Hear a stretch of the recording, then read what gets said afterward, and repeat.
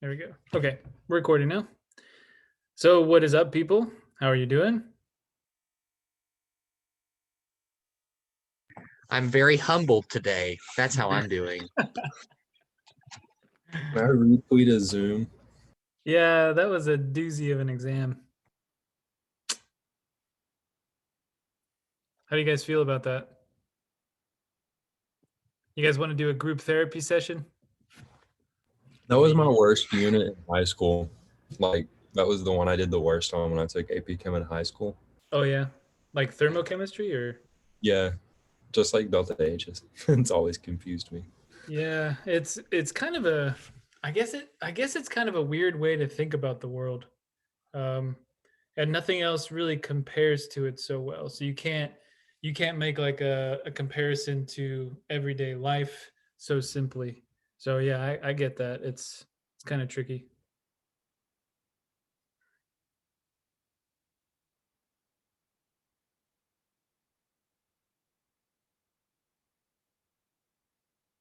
Blake, I like your lights up in your corner there.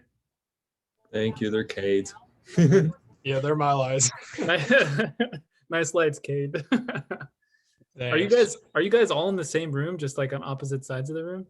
No, I didn't know Blake was back, so I came down here with Eli because I didn't know Blake Oh. was back from practice yet. Nice, nice. Cool.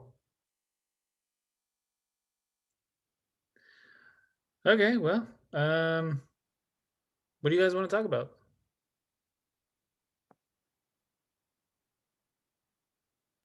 I have a question on like an example would be like 45A on chapter 10. Okay. And I'm confused on how you know when to do the shaded in triangle versus like just the lines when you're doing the bonds. Okay. 45A, you said? Yes. Too far?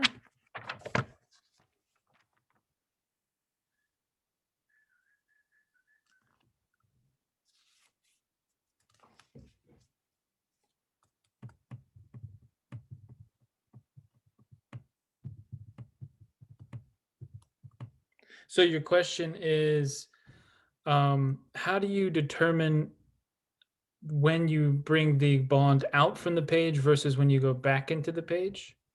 Yes. So I guess the best way to kind of determine that is to try the best that you can to think about this in 3 dimensions. I know it's really tricky, but if you think about something in 3 dimensions, and you have, for example, with a tetrahedral geometry, you have two things that are basically going to be in plane with the board, and then you have two things, one going into the I guess page or whatever you're drawing on, and one coming out of the page. So it really doesn't matter which you do. Just think of it from a perspective of, well, perspective, right? If you've taken an art class, who's taken an art class in their life? Any time in their life?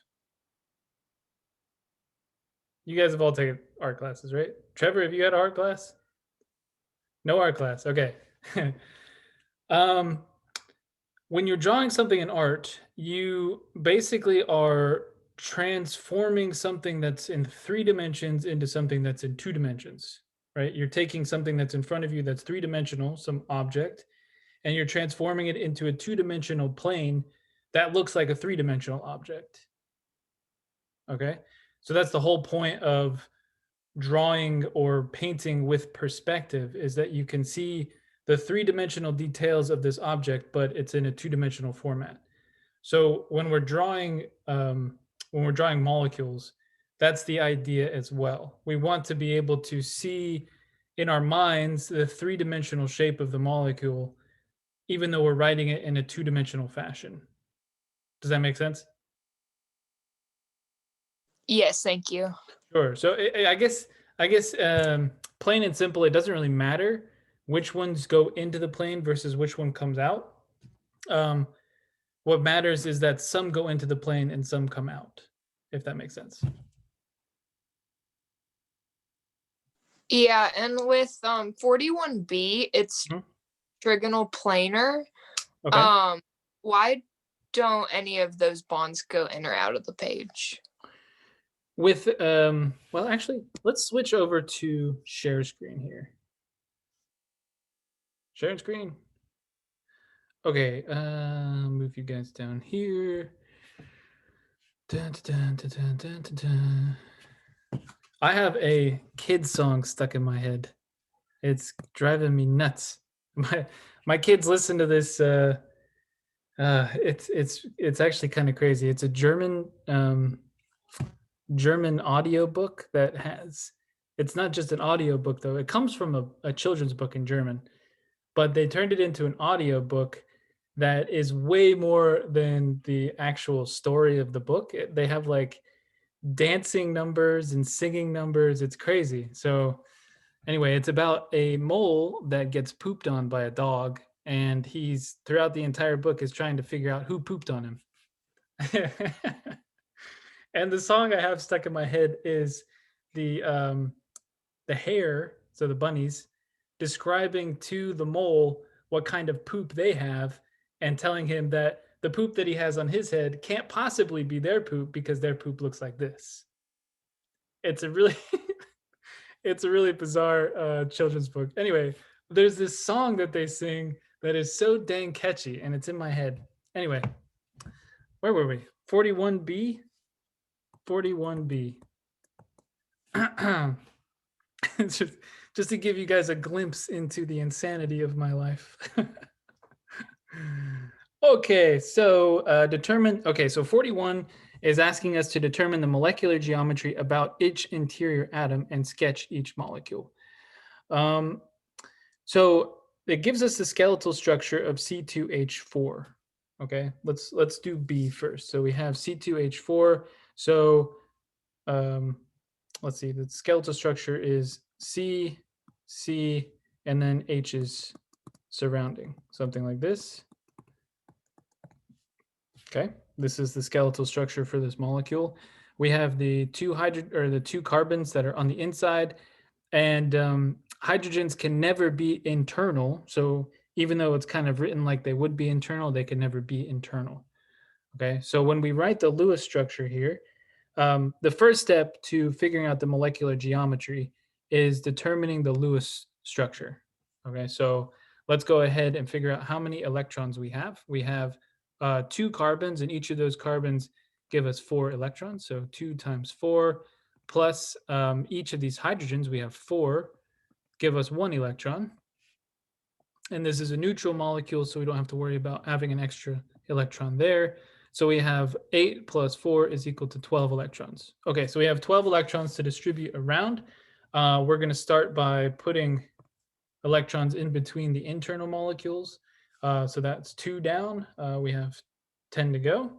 So 2, 4, 6, 8, 10. Okay, there's a lot wrong with this molecule. And I guess the main issue with this molecule is that there are only 6 electrons around this carbon and 6 electrons around this carbon. Okay, so to fix that,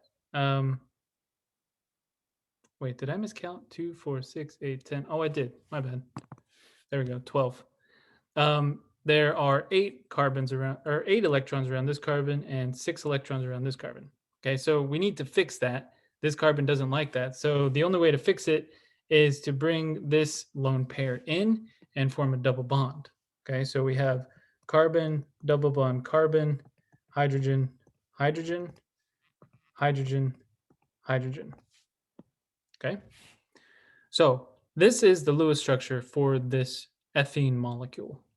It's called ethene, by the way. Ethene. Okay. Now, if we want to figure out the molecular geometry for these guys, we need to figure out how many electron groups there are around each central atom here. And these 2 carbons are the central atoms. Okay. So each of these has 3 electron groups. Okay. And 0 lone pairs. If you look up in your table, the molecular geometry for these 3 electron groups with 0 lone pairs is trigonal planar. Okay, so each of these carbons is going to have a trigonal planar shape. You could think of this as carbon coming in like this. Basically, you can think of it as having two triangles that are kind of intersecting in the middle. Maybe I can show it with a different color.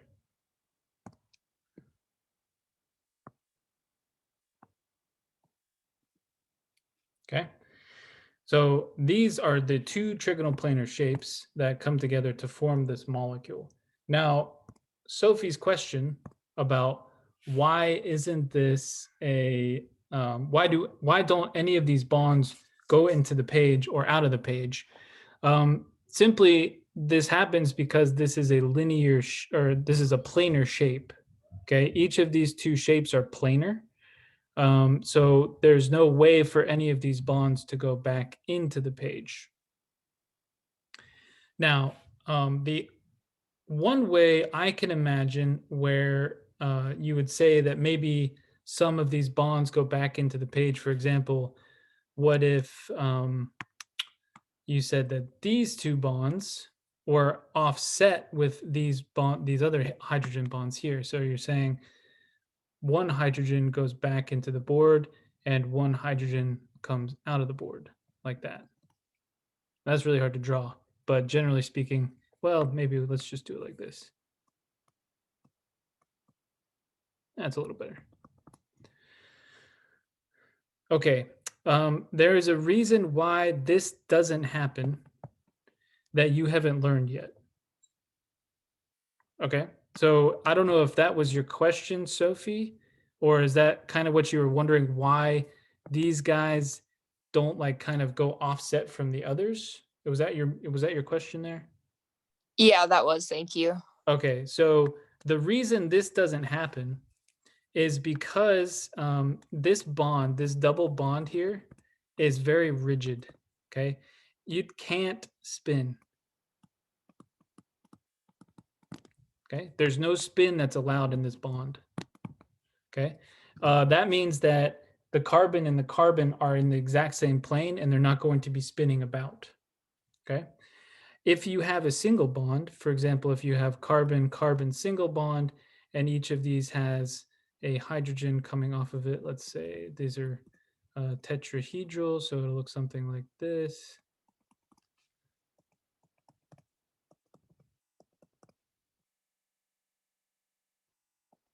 Okay, this is a single bond and it is allowed to spin. Okay, so you can have spinning about a single bond's axis, but you cannot have spinning about a double bond's axis. And a double bond, the two carbons or the two things that are double bonded together will always be in the exact same plane. We're going to get to the reason why that is very shortly in class. Actually, we'll get to that on Friday. Essentially, the reason, though, is because the orbitals that are involved in this bond. So the orbital that's involved in the single bond are s orbitals. Okay, so you have big circular s orbitals, and these are overlapping to form the single bond.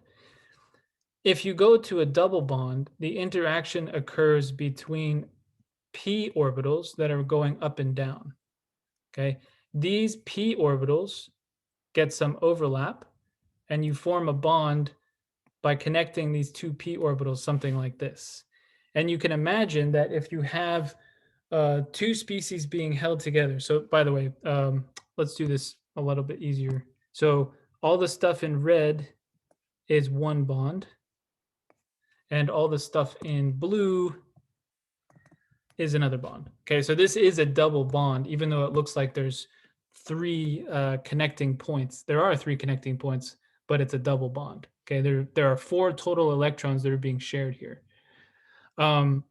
If you can imagine something connected by 3 points, it's not going to be able to rotate against the other thing without breaking those bonds. Okay, so this species here, this carbon, will not be able to rotate relative to the other carbon without breaking that p-p bond. So that's kind of why these things don't rotate and why everything would be in the same plane. But based on what you guys already know and what you've already learned in class, anytime you have a double bond or a triple bond, no rotation is allowed and it's just in the same plane.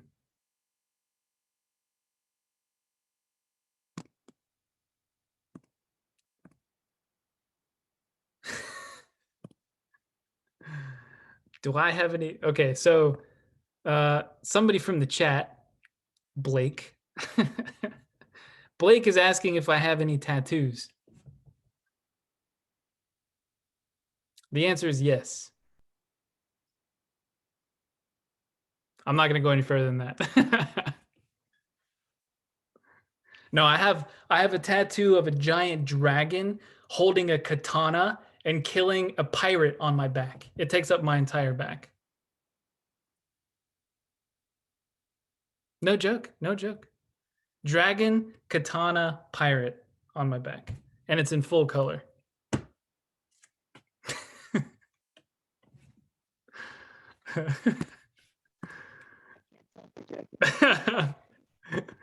I'm not gonna prove it. You're just gonna have to take my word for it. Sorry.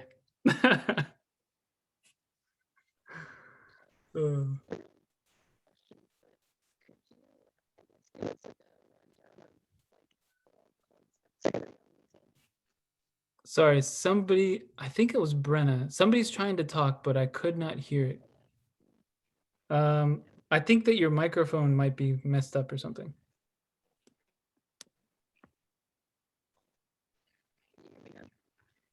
Yeah, but you sound like you're from Silence of the Lambs. It's like, sorry. Can you try a different microphone? Maybe it's your AirPods.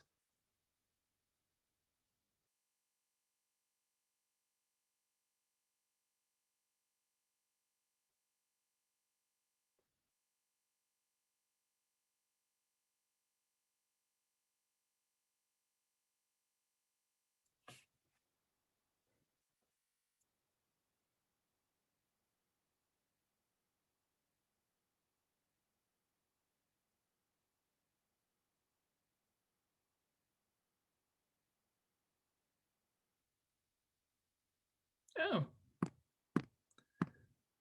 Okay, so this is from Brenna. Can you give us an idea of what all concepts we will need to know for the exam? Yeah, absolutely. Okay. Are you talking about for the unit exam or for the final exam?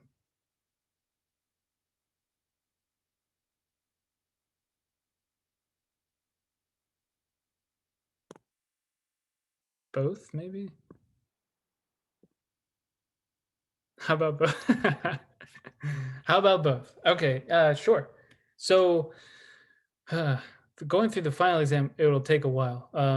But yes, I can absolutely do that. Okay, for the unit exam, let's see, what did we cover? Unit exam coming up on Wednesday. Let's see, this is all on bonding stuff, right? This is chapters, or does it include chapter 8? It does include chapter 8, right? So what was chapter 8 even on? Wait, is it Wednesday or Monday? It's Monday. Did I say Okay. Wednesday? Yeah, Oh, my bad. Yeah, it's Monday. it's fine. Okay, thank you. Okay, so the exam will include chapters 8, 9, and 10. Okay. Basically, it'll include only the bits of 10 that we end up being able to cover, because I don't think that we'll be able to finish chapter 10 on Friday. So it'll only include the bits of chapter 10 that we do cover. Now, from chapter 8, let's see, what are the really important aspects of chapter 8? I'm just going to flip through and kind of tell you what I think is really interesting or useful to know. Okay, chapter 8, for sure, electron configuration. Okay, you should know how to figure out the electron configuration of an atom. Like 1s2, 2s2, 2p6, 3p, whatever, that kind of stuff. You should be able, if I give you an atom, you should be able to give me the electron configuration of that atom. Okay. You should also know the difference between an electron configuration and a orbital diagram.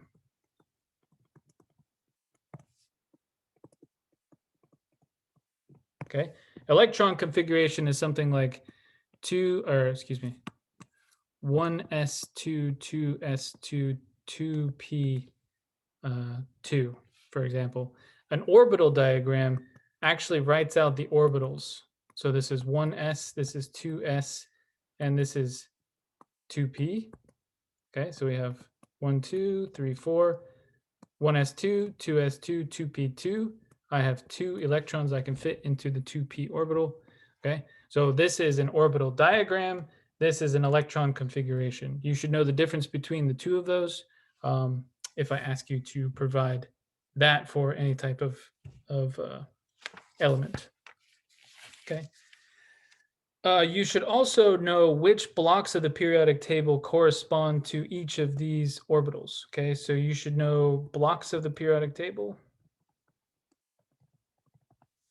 Like S block, the P block, the D block, etc. You should know if I give you an element, you should be able to say that's in the P block or that's in the S block. Okay.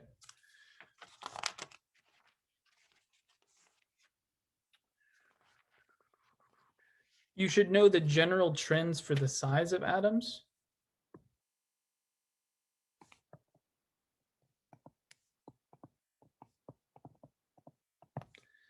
So that's one of the general trends that you should know. You should know the general trend for ionic radii. When something becomes a cation, it becomes much smaller, and when something becomes an anion, it gets much larger. Let's see. Ionization energy is not so important. I wouldn't worry too much about that. Just kind of know that the general trend is similar to electronegativity. You should know the really good examples of periodic behavior.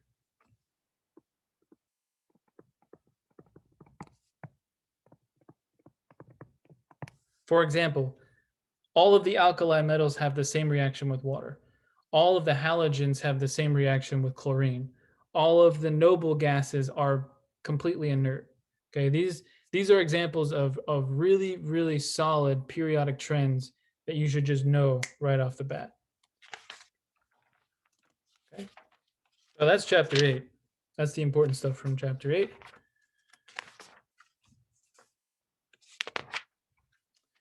Okay, chapter 9 is all about Lewis theory.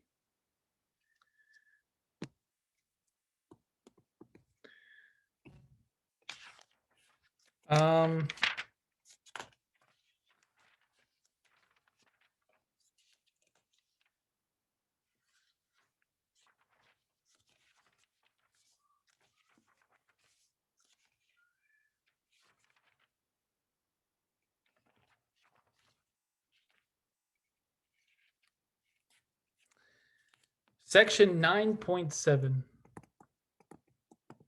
I think, is the most important section of the entire chapter. This section goes through the steps for determining the Lewis structure for molecular compounds and polyatomic ions. Okay, so this, if you can only study one thing out of chapter 9, this is absolutely what you should for sure study and understand. Okay, this is basically it includes all of the things that you learn in the beginning of that chapter, but it puts it all together in one little detailed kind of flow chart. Okay, so section 9.7 shows you how to do this for molecules and polyatomic ions. Okay, so this is Lewis structures for molecules, Lewis structures for polyatomic anions, and also, I think it's still in the same, no, it's the second section. Yeah, so let's get rid of that. 9.8 is also extremely important because it introduces the concept of formal charge.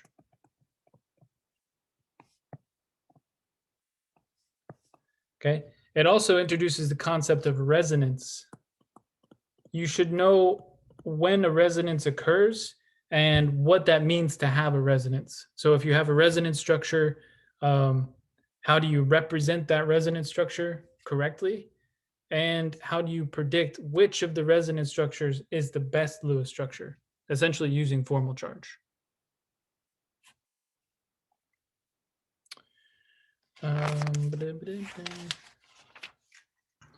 Dr. McDonald, Yeah. when it asks to like give the resonance structures, obviously we list all the resonance structures, but do you want us to put like the hybrid resonance structure? So not necessarily. I think that, I mean, if you go through the trouble to write out all of the resonance structures, writing the extra hybrid resonance structure is not really that big of a second step. If I want the hybrid resonance structure, I'll probably ask you for it. If I want the possible resonance structures, like multiple, I'll probably ask you for that. For example, if I were to say, provide all reasonable or all of the best possible Lewis structures for the nitrate ion, I would expect you to go through all of those individual um, components where you have like one of the oxygens is double bond and the other two aren't, and then it moves kind of around the circle. So, for example, so this is oxygen, oxygen, oxygen, like that. Okay, that's one, but that's not the only one. So in addition to that one, if you want to provide the best answer to what is the Lewis structure for nitrate, you have to also include the other resonance structures. Okay, and there's a third.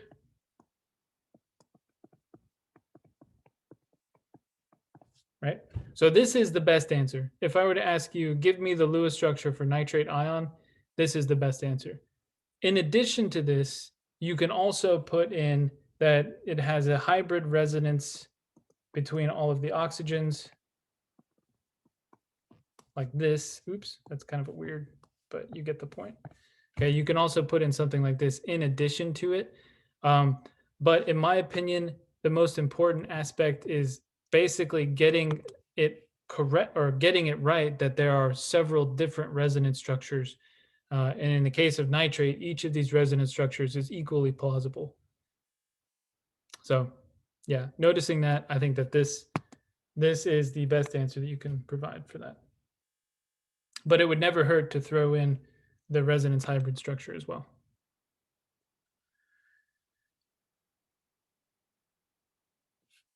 Okay. Yeah, I guess in relation to this, resonance and formal charge, you should be able to use formal charge to distinguish between possible resonance structures. Okay. So if I were to give you 3 resonance structures and say, which is the best one, you should be able to use formal charge to figure out which is the best one. Okay. That's an important thing to know from chapter 9. Okay, and then expanded octets. Expanded octets. This is something that will come up frequently. Okay, so the case where you don't have the entire octet is not so common, but expanded octets are very common. So what I would do in order to kind of learn the cases where this type of thing is likely to happen is read through the section on expanded octets and kind of familiarize yourself with the type of atoms that tend to form extended octets. Okay, for example, sulfur, phosphorus, astatine. These are the things, whenever you have something that has an extended octet, these are the things that people talk about. Okay, sulfur, phosphorus, astatine, etc. Okay, So kind of look through that, and I think that there's a bunch of questions in the homework, or there were a bunch of questions in the homework that pertained to extended octets. So I would pay attention to those as well. And I guess it's kind of hard to tell you like a generalized rule for when you add the expanded octet. Generally speaking, extended or expanded octets occur in things that go um, above period 3. Okay, they're basically at period 3 and above, and they have a non-zero formal charge.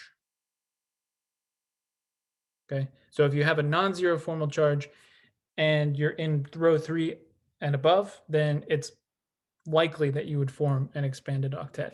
And as a matter of fact, if you can limit or if you can minimize the formal charge on that atom by expanding the octet, then absolutely that is what's going to happen. Okay, so expanded octets are important. Bond energies, I mean, it's kind of important to understand the energies that are associated with bonds. I guess with bond energies, the most important part of this is understanding that the energy that goes into breaking the bonds and forming the bonds can be equated to delta H. So if we have delta bond energy is approximately equal to delta H. Okay, so depending on the bonds that you break and the bonds that you form in a chemical reaction, you can kind of predict somewhat what delta H is going to be. So I think that's the most important piece there with bond energies. I'm not going to expect you to know any of these bond energies or bond lengths, so don't think that you have to memorize these in any way, shape, or form. If you need them in a question, I will certainly give them to you. Okay, that's chapter 9. Chapter 10. So I'm guessing that we're going to be able to get through valence bond theory, but not get to molecular orbital theory. So chapter 10, what you need to know. You need to know VSEPR. Essentially, what you need to know within this theory is how to get from number of electron groups to molecular geometry. Okay, and this is very well summarized in table 10.1, I think. And by the way, there's also really nice pictures in the book that show you the geometric shape for these molecules. So yeah, table 10.1. So if you guys have the time, I highly recommend that you guys check out at least chapter 10, the first couple of sections here. And if you don't have time for anything else, I think that would be important, just because the pictures are so well done and you can see exactly what these three-dimensional shapes look like. So I think that they did a great job with that in this book, and I would check it out.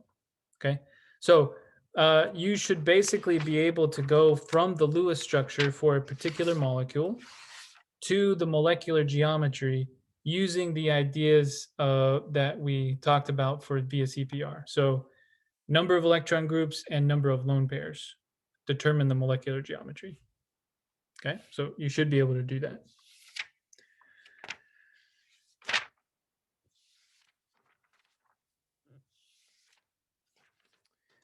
You should generally know how shape corresponds to polarity. Essentially, if I give you a molecule and and you figure out the shape of this molecule, you should be able to tell me whether or not that molecule is polar, just based on the shape.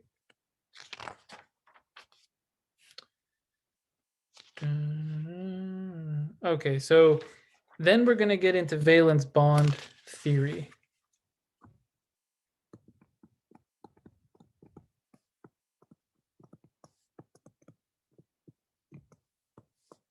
Okay, in valence bond theory, there's something called hybridization of atomic orbitals, which we didn't get to, but we will on Friday. You should know the hybrid orbitals very well. Know the hybrid orbitals and know their shapes. So that would be section 10.7.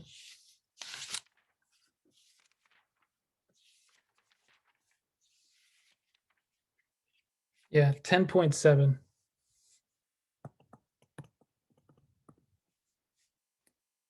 Very important.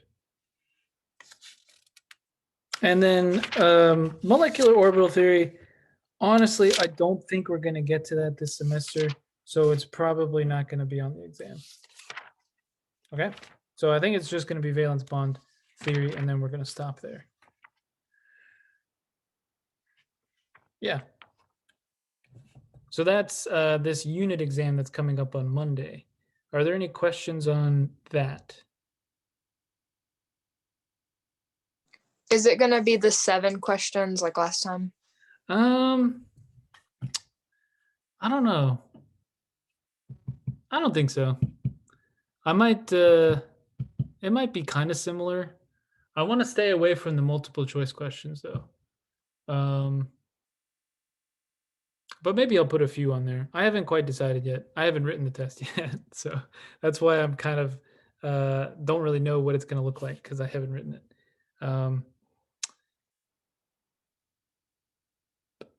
I think I will probably put more questions that are shorter and worth less.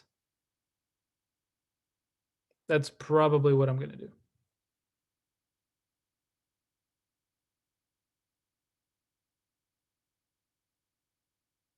I have a question about not this class, but chemistry in general, like at Milligan. Nice. So this chemistry textbook, I know we use the same one next semester, but the 2 chemistries after that, is it still in this one or does it change again? It changes. Okay. So this book that you have is general chemistry. This is like general principles with respect to chemistry. And then are you what's your major? Are you bio, pre-med? Yeah. Okay. The next chemistry class that you'll take is something called organic chemistry. And organic chemistry is a subset of the stuff that we've talked about here. Remember the stuff like ethane, octane, nonane, decane, all of the carbon containing stuff. That's essentially what you're going to be studying for an entire 2 semesters next year. And that requires its own textbook. So in Chem 2, we will probably get through chapter, in this book, we'll probably get through chapter 19. There's a bunch of chapters that this book adds in the end, which, in my opinion, are kind of ancillary, and they're not really necessary for general chemistry. So, yeah, we won't really go into those chapters. But if you're concerned about being able to actually get through the rest of the material in the textbook, we're not going to be going through all of it, just up to roughly chapter 19.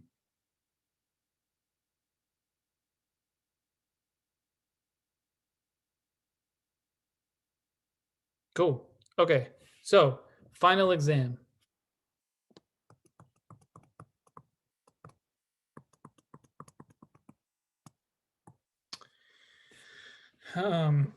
Final exam. What are the main ideas that need to be on, or that are going to be on the final exam? Like, it's not even a question of maybe they're going to be on the final exam. This is stuff that you need to know. Let's see. Units.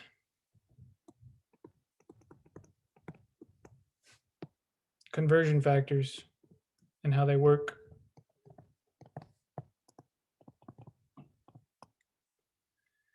Metric system, the prefix multipliers.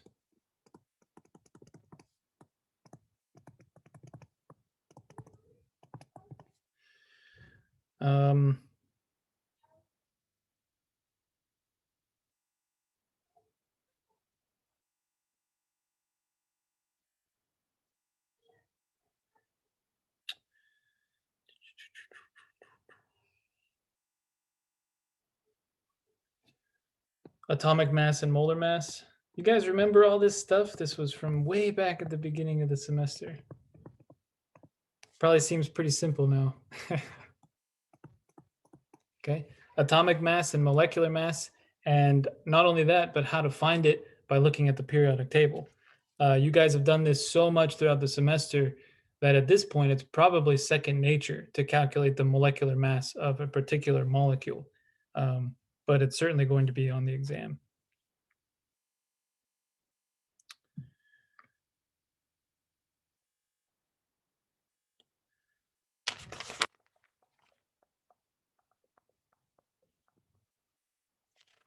You should generally know what an atom is and what it's made of.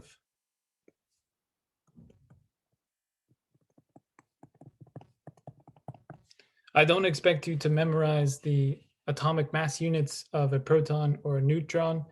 What I do expect you to do or to understand is the relative size of these things. Okay, so which is the biggest, which is the smallest, and how they fit together within an atom in regards to how we understand the atom using modern atomic theory.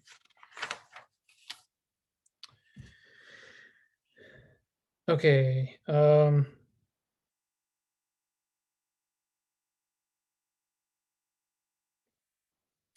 You should know the difference between a molecular compound and an ionic compound.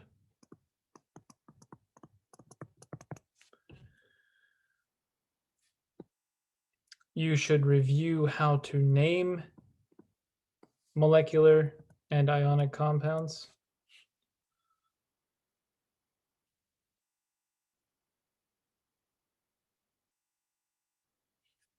You should review the mole concept.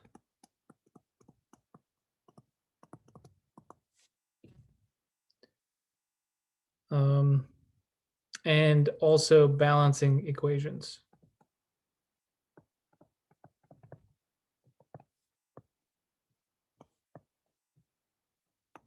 Okay.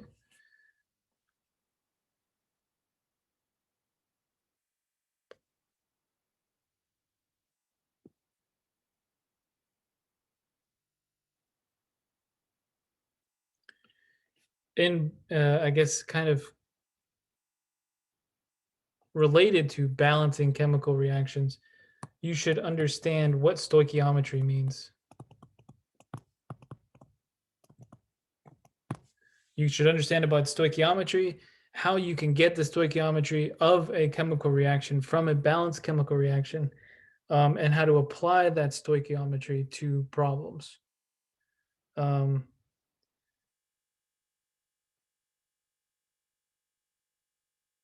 You should understand or remember limiting reagent, theoretical yield, and percent yield. You should remember what those are and how to calculate them. You should understand for sure concentration. So solution chemistry, I'll just call that.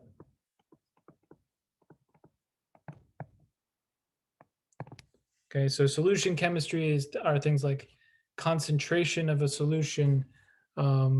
When you mix two solutions together, do you form a precipitate or not? Okay, so this is concentration, precipitation. And there's a bunch of different types of chemical reactions as well. You have precipitation reactions, you have acid-base reactions, and you have redox reactions. Okay, you should know all of those types of reactions and be able to, I guess, kind of say why they are that particular reaction just by looking at them.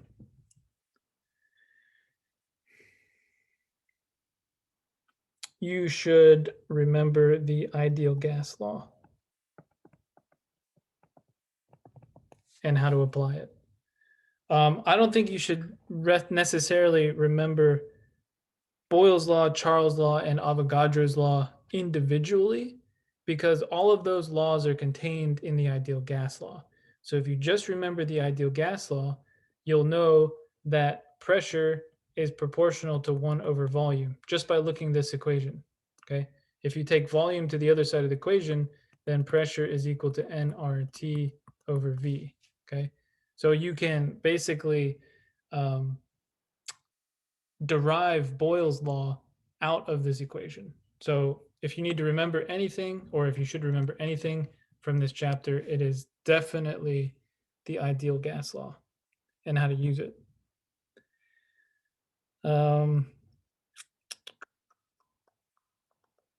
It's also very useful to remember partial pressures.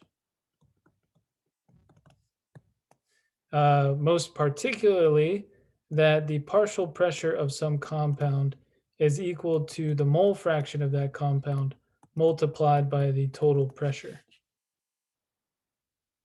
That's a very useful equation to remember.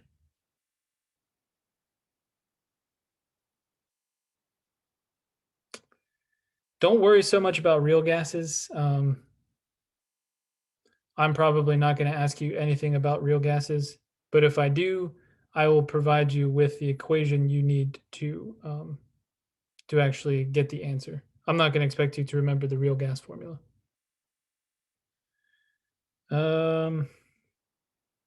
Okay.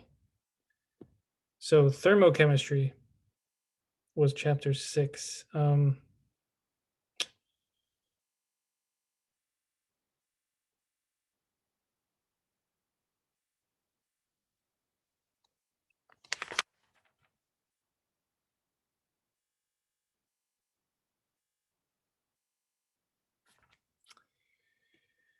I think that the most important pieces of this chapter are probably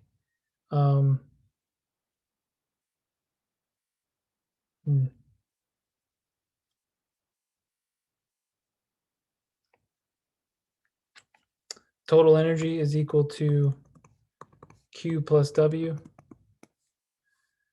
Q is equal to heat capacity times the change in temperature, and work is equal to negative P times the change in volume.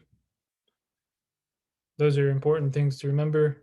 It's also very important that, generally speaking, delta H is equal to Q at constant pressure.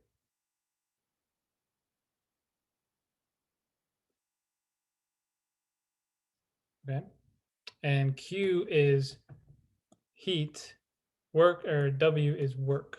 Okay, so Q is like thermal energy, work is like expansive energy, I guess you could call it. So when you expand something, you're doing work. When you heat something up, you're doing Q.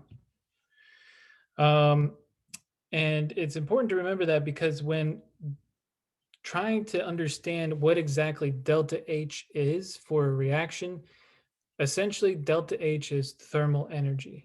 And when you have constant pressure, that's what delta H is. So I think that this is a really useful thing to remember, just to remind yourself what delta H actually is and where it comes from. Now, the reason it becomes so important for us in chemistry is because we're interested in chemical processes heating up or cooling down the environment. Okay, so you should know the difference between endothermic and exothermic.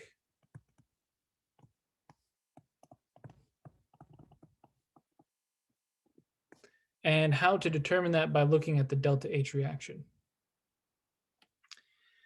You should be able to calculate the delta H reaction standard from a list of standard change in enthalpy for formation. Okay, you should be able to calculate that from standard values. What else? That's basically it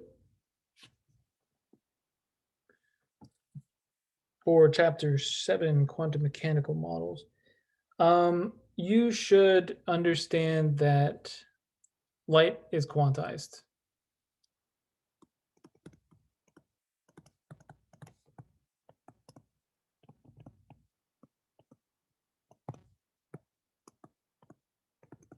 Into energy packets that are called photons. You should understand that these photons are traveling at a particular speed of light. You should remember how to get from wavelength to energy.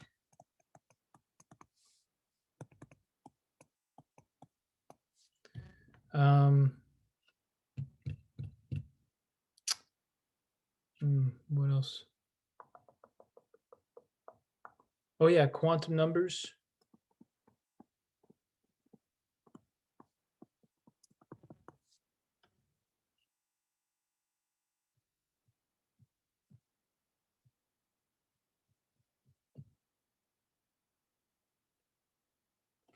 And orbital shapes.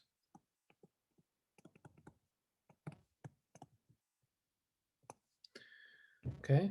Then it gets into chapter 8, 9, and 10. I think probably the most important thing out of 8 are the periodic properties.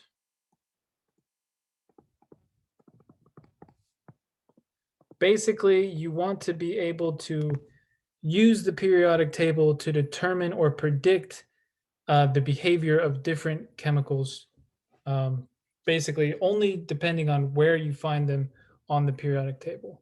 Okay, so you want to be able to look at something, say, oh, okay, it's an S block, so that means that it's always going to lose electrons. Okay, so periodic properties, most important piece of chapter 8. Of course, chapter 9, the most important piece is learning how to make a Lewis structure.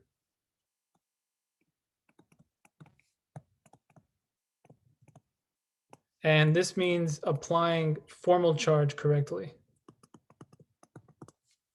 Okay. And then 10, the most important aspect is molecular geometry. How can you predict the molecular geometry from the Lewis structure?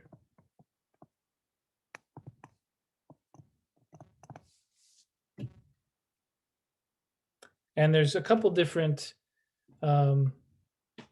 theories on how to predict the geometry. For example, valence bond theory, and also VSEPR. So you should know both of those. But you'll probably know them pretty well anyway because you'll have just studied it for this unit exam that's coming up.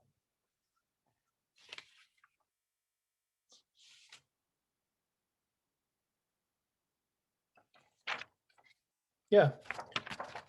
I think that those are the main, I guess, concepts, the main concepts that will very likely be on the exam. Now, there's a lot of concepts here.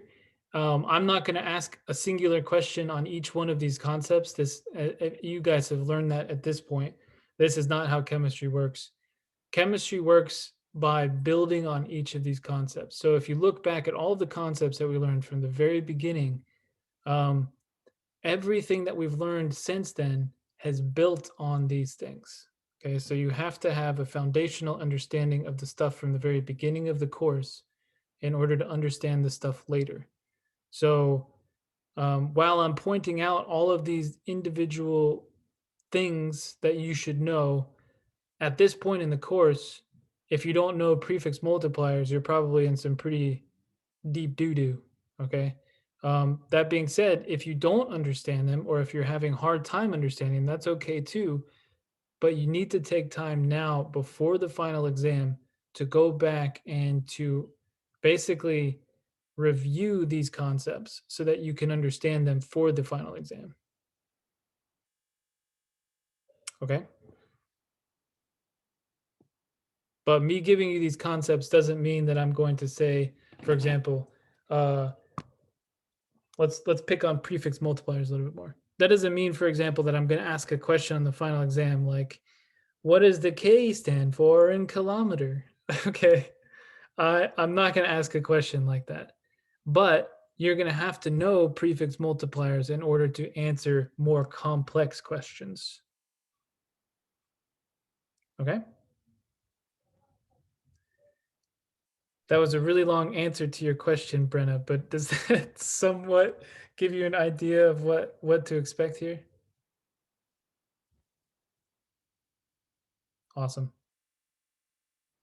Whoa, Blake, your lights are changing color. Or actually, Cade's lights. They change color. I was trying to find something different because we've had them on like pink for 3 days. And I didn't really notice it until I was like looking at it in the reflection. Nice. The fact that 3 of them are broken and they just pick whatever color they want to be for the day, and Over there, that way. I can't think. Yeah, No, yeah. in the far corner over here. Okay. There's like 3 lights that just decide to be a different color. Like on pink, they show yellow. Right now, they're like more green than the rest of them. do they ever turn on like in the middle of the night? One Like time start Kay to left them flicker? on and it kind of scared me when I woke up. yeah, I woke up and everything was orange, and I was really confused. That's how horror movies start, you guys. Exactly. That's why I was confused. Why are my lights messing up? I don't know. Let me go down into the basement and check the really scary basement to figure out why my lights are flickering. Oh, we watched a couple weekends ago. I watched the movie Come Play. It was in theaters, but literally there is a monster in the movie, and the way it moves is through electricity. So like Whoa. you'll be chasing someone down the street, and the only thing that you can see is the lights going off, on and off as it goes down the street. Dude, creepy. Actually, I think I remember seeing the previews for that. The exact scene actually where they're like running down the street Yeah. and the street lights are like slowly turning off behind him. So wait, if he can move with electricity, can't he move like basically at 60% the speed of light and beat anybody anywhere? Yeah, it always caught up with everyone. Oh, you okay. know. Yeah. The only time that they really escaped it was when they ran to the middle of a field. But earlier in the movie, there was like a phone that got thrown into that field, so it just found the phone and attacked them in the field. Keep one eye open every What? 5 seconds. That sounds like a fun movie.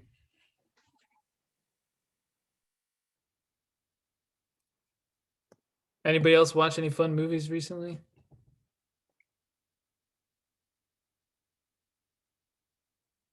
No. I haven't either, actually. Oh no, that's not true. I Christmas watched. Vacation yesterday. What's up? Me and Cade watched Christmas Vacation yesterday morning. Ooh, nice. That's That happened. A classic. That is it's such a funny movie. Oh, it's so good.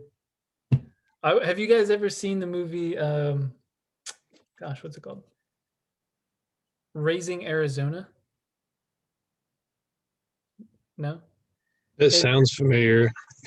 It's an old school Coen Brothers film. It's like one of their first movies, and it has a really really young Nicolas Cage in it. And I think honestly, it's the best Nicolas Cage movie I've ever seen. Like he does a fantastic job in that movie, and it's a hilarious movie. So if you guys ever get a chance to watch Raising Arizona, I recommend it.